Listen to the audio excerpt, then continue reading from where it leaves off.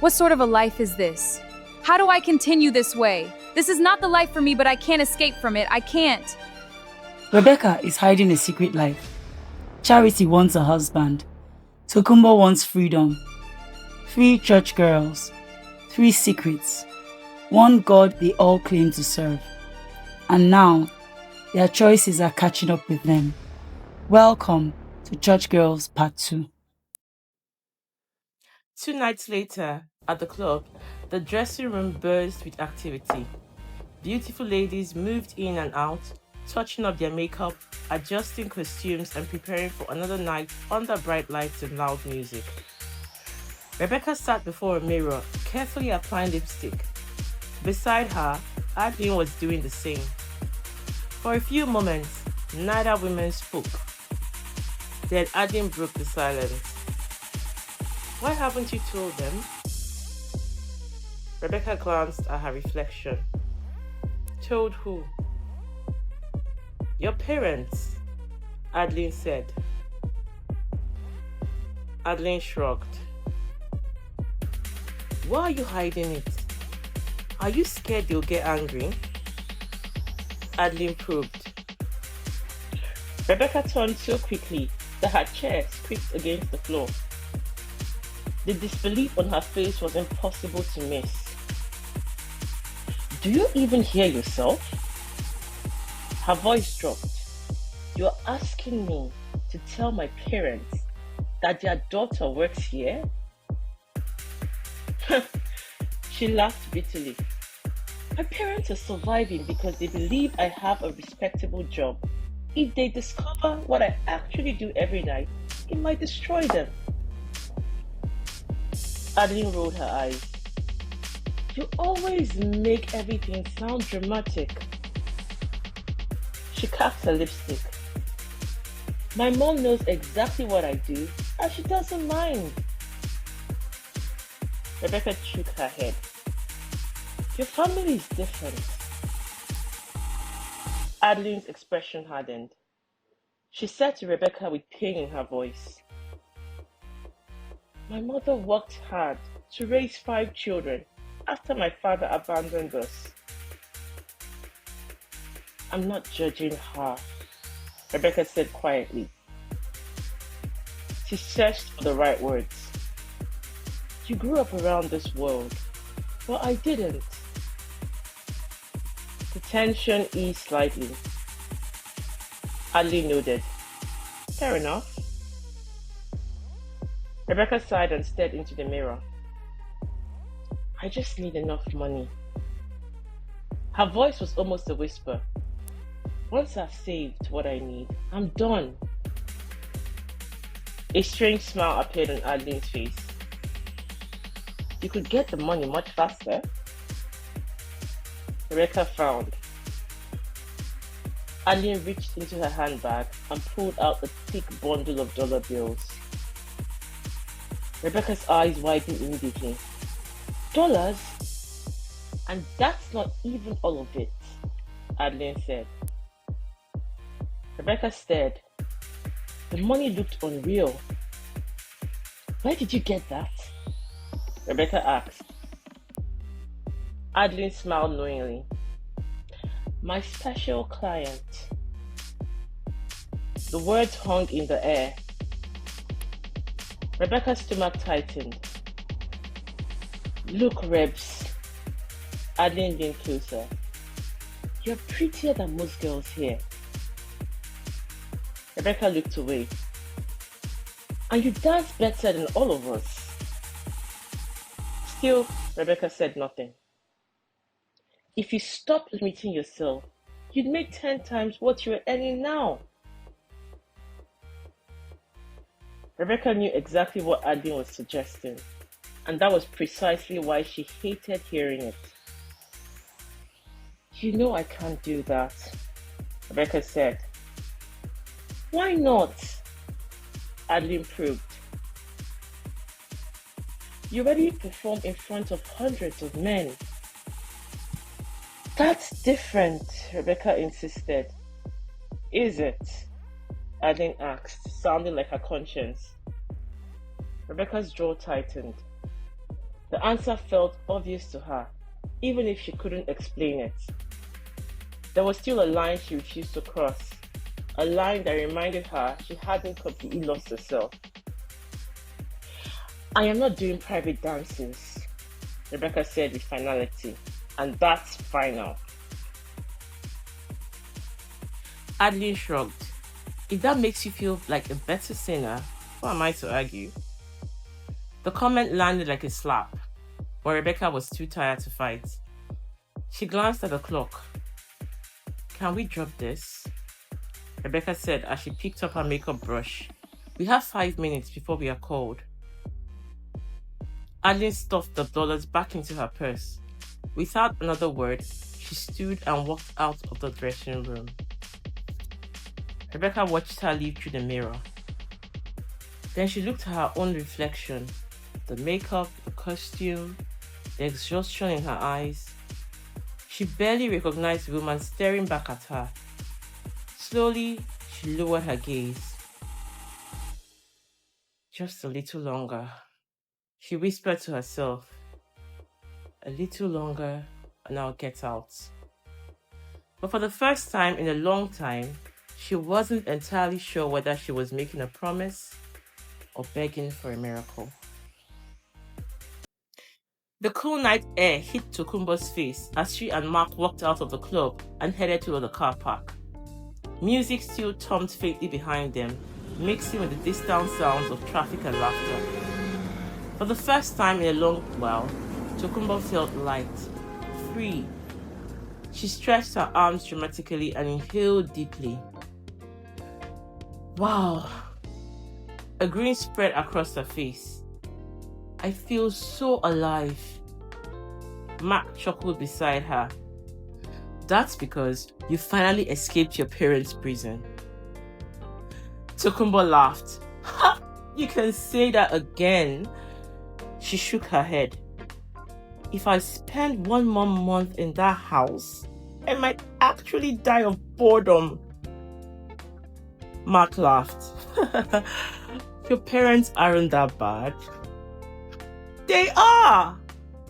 Tokumbo groaned. Everything is church. Church meetings, church programs, church conferences. She rolled her eyes. And the worst part is that they genuinely believe I'll become a minister someday. Mark looked horrified. If they really want that, they should have sent you to some pastoral school instead of a real university. Don't even joke about that. Tokuno placed her hand dramatically over her chest. I would have died before graduation. They burst into laughter.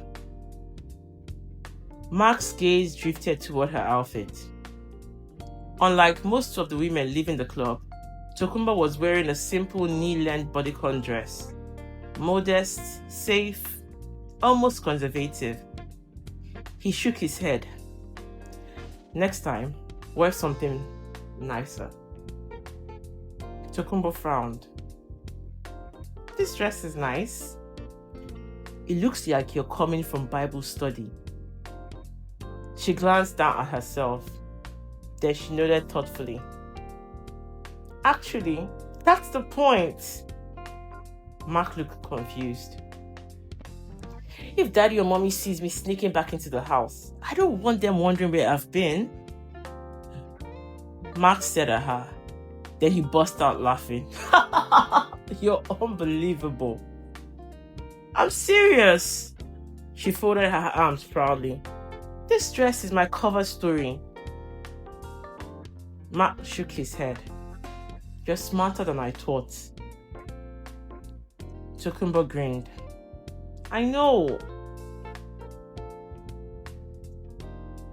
They continued walking toward the car. After a moment, Mark glanced sideways at her. Speaking of cover stories, he lowered his voice.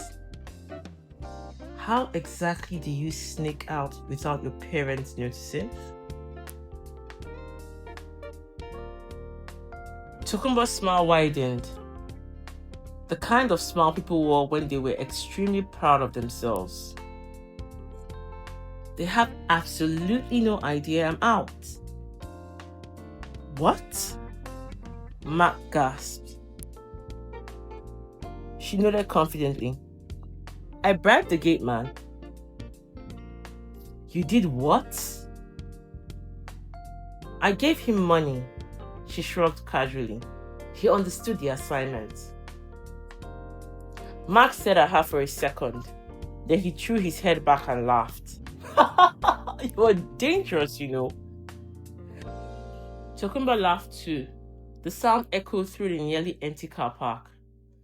In that moment, she felt invincible, like a bird that had finally discovered the cage door was open. What she didn't realize was that freedom often came with consequences, and some doors, once opened, were difficult to close again. Before we continue, I want to say thank you for watching. If you're enjoying Church Girls, please help us reach more viewers by subscribing, liking, and sharing this video with your friends and family. Every subscription, every like, and every share helps us create more stories that inspire, entertain, and touch lives. Thank you for being part of this journey. God bless you abundantly. Back at the club where Rebecca worked, the changing room was almost empty. Rebecca paced back and forth across the cramped space, her lips moving silently as she prayed. An earpiece was tucked into one ear, quietly playing a sermon. Every now and then, she nodded along to the preacher's words while whispering her own prayers beneath her breath. She was so engrossed that she didn't notice the door opening. Adeline and another dancer, Priscilla, walked in. Priscilla stopped when she saw Rebecca. She looked horrified. The sight of a woman in stage makeup standing in the middle of a nightclub dressing room and praying as though she were in a church was apparently too much for her. She burst out laughing. See this one? Priscilla sneered, shaking her head. She walked to a closet, grabbed a few hangers and left. Adeline remained behind. A mischievous smile slowly spread across her face as she watched Rebecca continue pacing. Then she cupped her hands dramatically around her mouth and yelled, "Don Magnus is coming!" Rebecca nearly jumped out of her skin. She ripped the earpiece from her ear and spun around in panic. Where? Her eyes darted toward the door. Where is Don? Where is he? Rebecca said breathlessly in fear. Adeline doubled over laughing. Oh, death! He's not here! Rebecca placed a hand on her chest. The fright had nearly stopped her heart. That's not funny, Adeline. It is funny. Adeline laughed as she wiped tears of laughter from her eyes. Imagine if he actually walked in and found you turning his club into a fellowship ground. Rebecca frowned. I was only praying. This is not church, Rebecca. And it's not your house either. Rebecca rolled her eyes. Whatever. Adeline checked her wristwatch. Outside, the sky was beginning to lighten. The night was almost over. Adeline clicked her tongue. What a waste. Rebecca already knew where the conversation was headed. I didn't get any special clients tonight. Adeline sighed dramatically. Maybe tomorrow. She shook her head. Meanwhile, Felicia got 3. Rebecca remained silent. 3! Adeline repeated. That girl definitely knows something the rest of us don't. Then she lowered her voice. If you ask me, she's probably entertaining Don himself. Rebecca didn't even look interested. I'm really not interested. Aww. Adeline smirked. Someone is still angry because I interrupted her prayer session. Rebecca said nothing. But honestly, I helped you. Adeline pointed toward the door. If management had caught you. Just then, the dressing room door swung suddenly open. Rebecca and Adeline turned. A large man stepped inside. He was one of the assistant managers. His eyes scanned the room slowly. Rebecca immediately froze. Her heart skipped. The man looked around as though searching for something. Then, without saying a word, he turned around and left. The door shut behind him. Adeline folded her arms. There. Rebecca swallowed. Adeline nodded knowingly. I told you. Priscilla's probably reported you. Rebecca's stomach tightened. The fear she'd felt moments ago came rushing back. What if management had found out? What if they'd been watching her for weeks? What if Don Magnus himself heard about it? For a moment, all the confidence she'd felt during her prayers vanished. And as she stared at the closed door, a frightening thought crept into her mind. Maybe the assistant manager hadn't come looking for something. Maybe he'd come to catch her praying. And if Adeline hadn't shouted when she did, he might have walked in on her with her eyes closed, hands lifted, and sermon playing in her ears. That same evening, on the drive home, Tokumbo wagged a finger lazily at Mark from the front passenger seat of the car. A goofy smile was plastered across her face. The city lights streamed past the windows as Mark drove through the quiet roads. He glanced at her and shook his head. Are you drunk? Tokumbo gasped dramatically. Me? No way. The words came out slightly stretched. Mark laughed. You've been slurring your words for the last 30 minutes. Tokumbo waved him off. It's because I've just had the best night of my life. She turned towards him with genuine excitement. Seriously, Mark, thank you for coming back to town. Mark smiled. You make it sound like you've never gone out before. I haven't, she said. Come on. I'm serious, she said as she sat up straighter. You don't understand. The playfulness slowly faded from her face. My life is so boring. My house feels like a prison, and the people inside it are worse than prison wardens. Mark chuckled. Your parents really did a number on you. You have no idea, she responded. For a moment, neither of them spoke. Then Mark suddenly slowed the car and pulled over to the side of the road. Tokumbo frowned. What happened? She asked. Nothing, he responded. A smile tugged at the corner of his lips. I got you something. Something? She whispered. Mark reached into the back seat and pulled out a gift bag. Curiosity flooded her face. He handed it to her. Tokumbo quickly opened it.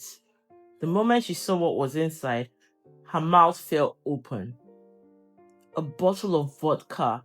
A proper one. Not the cheap drinks she usually hid in Coke bottles and smuggled into her room. Not the small stouts she settled for whenever she could get them.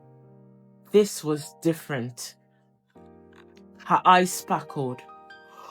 Oh my goodness! She held the bottle against her chest. This is beautiful. Mark burst out laughing. Beautiful? You don't understand. She admired it like someone who had just received treasure.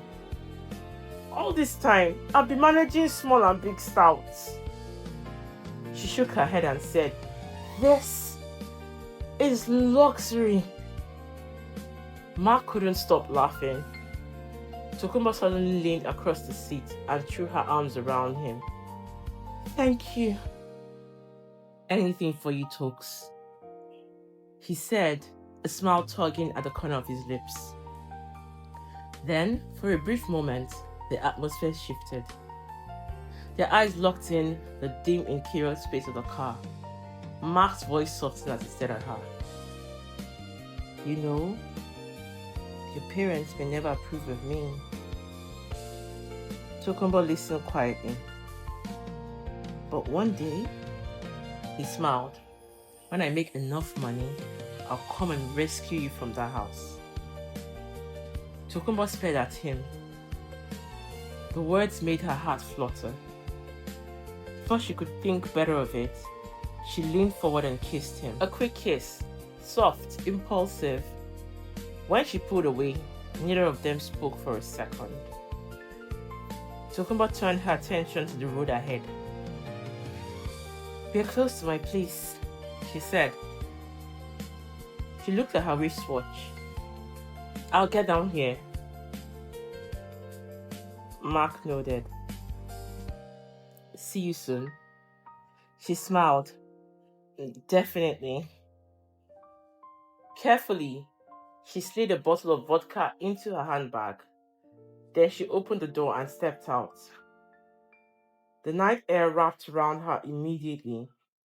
With one last wave, Tokumbo hurried into the darkness, the bottle hidden safely in her bag, and a secret hidden even deeper in her heart.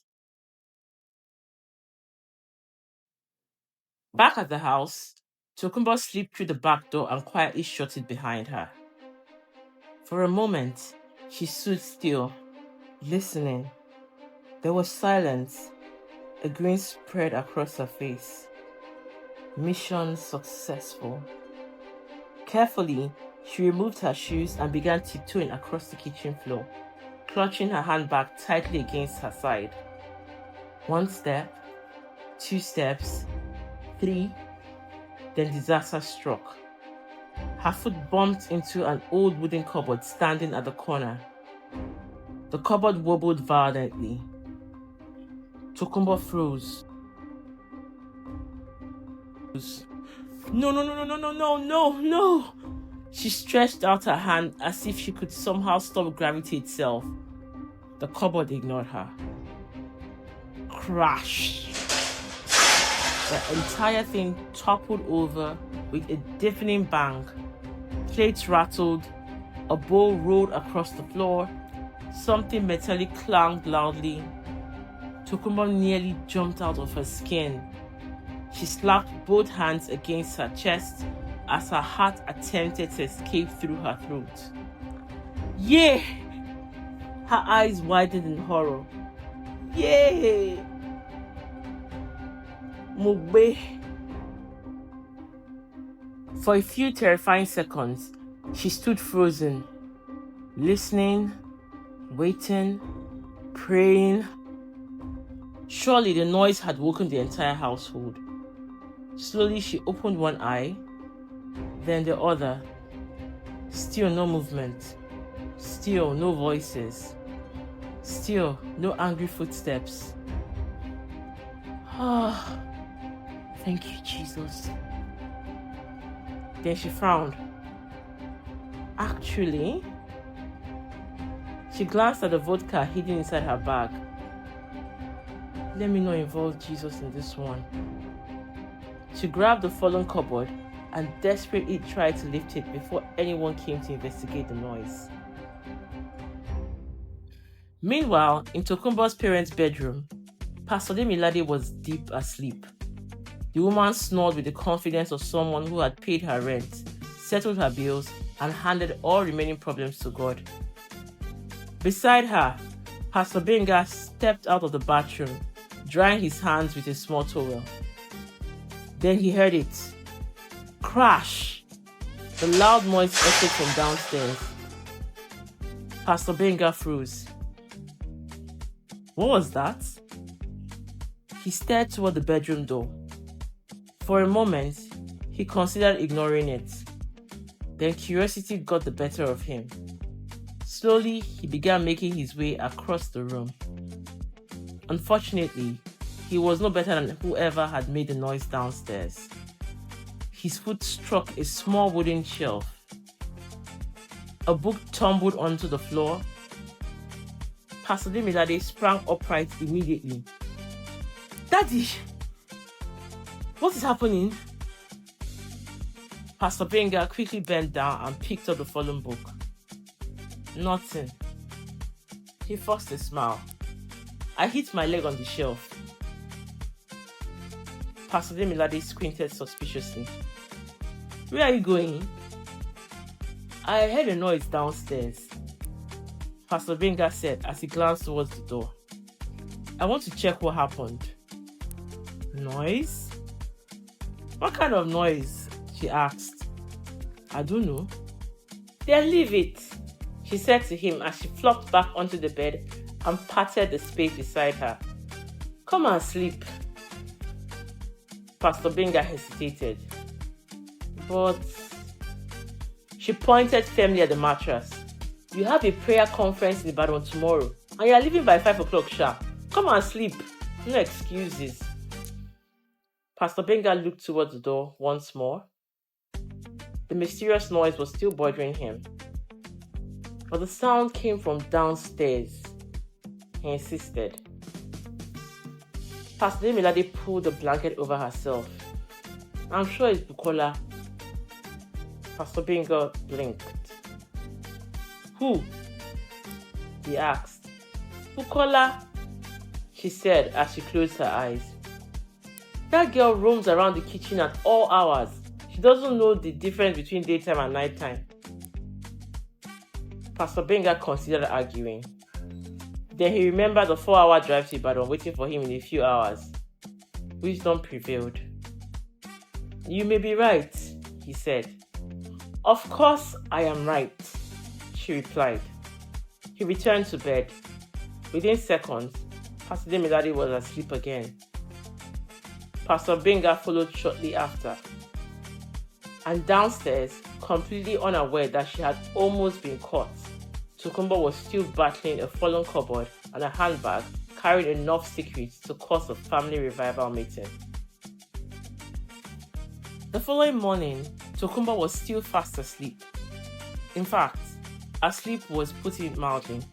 The young woman was sprawled across her bed, snoring with the determination of someone who had returned from a night shift at a construction site. The bedroom door opened. Pastor Demilade stepped in carrying a broom and a small wastebasket. She stopped, then sighed deeply. The room looked like a tornado had paid a visit. Clothes hung from the chair, the wardrobe door was half open, papers littered the floor, and a lonely shoe sat in the middle of the room as though he had lost his partner in battle. Pastor Demilade shook her head. "Tokes, haba." No response. She began picking up the scattered papers.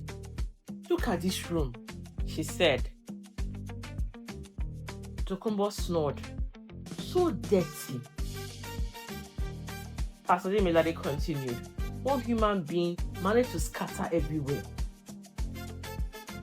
Pastor Demilade continued cleaning while muttering under her breath.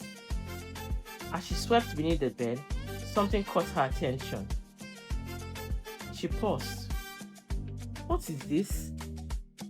Bending down, she reached under the bed and dragged out a large glass bottle. She adjusted her glasses and stared at the label. The English words immediately began wrestling with her.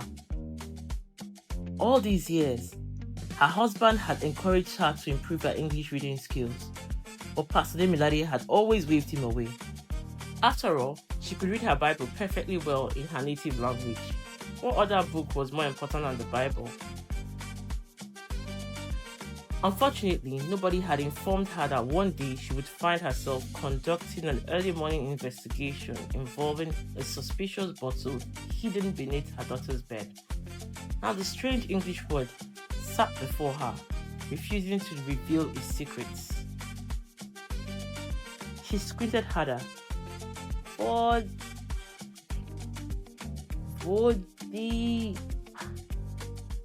Vodka. Pastor Demilade frowned. What kind of thing is vodka? Then she looked toward the sleeping Tokumbo. Tokumbo! Her shout shook the room. Tokumbo jerked her awake immediately. Huh? Her eyes were still heavy with sleep. She rubbed them lazily. Then she saw it. The bottle that Mark had given to her last night, in her mother's hand. Every trace of sleep vanished. Her eyes widened. Her heart stopped. The blood drained from her face. No, not the vodka.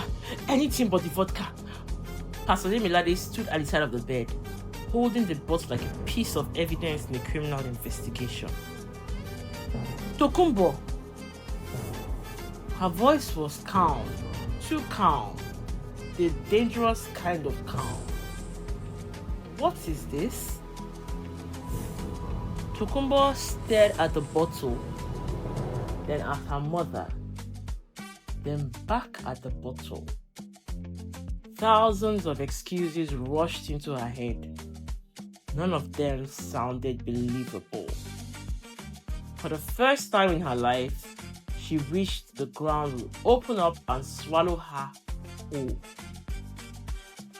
Unfortunately, the ground remained closed for business, and her mother was still waiting for an answer. 3 church girls, 3 dangerous secrets, 1 God who sees everything. Will they find redemption or destruction? Find out in the next episode of Church Girls.